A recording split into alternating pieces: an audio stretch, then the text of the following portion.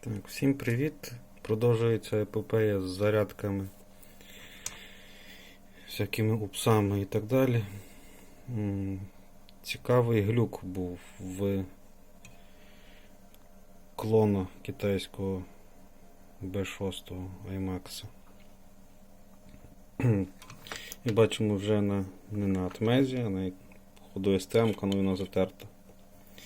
В чому був глюк? Не хотів заряджати більше 2 банок літія.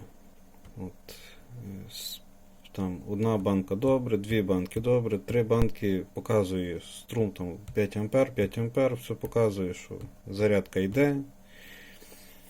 А насправді на акумуляторі того струму нема, взагалі там щось там деколи появляється, цикає. При тому всьому, що він свинець і кадмій, все нормально заряджав. Недовгі пошуки привели мене на одному каналі, от якраз балансувальні резистори. Просто вилетів транзистор. І то виходить перша банка, друга банка, третя банка, от якраз. І він постійно той канал шунтував батарейку.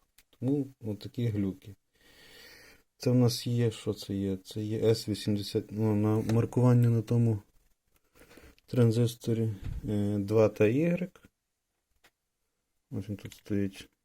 Зараз. От, я викруткою показую. Навіть видно, що камера так дозволить. 2 та Y. Google сказав, що це є 8550, 0,5 вольта, 0,5 ампера, 25 вольт ПНПшка. Запаяю. Наступне відео буде, як воно працює.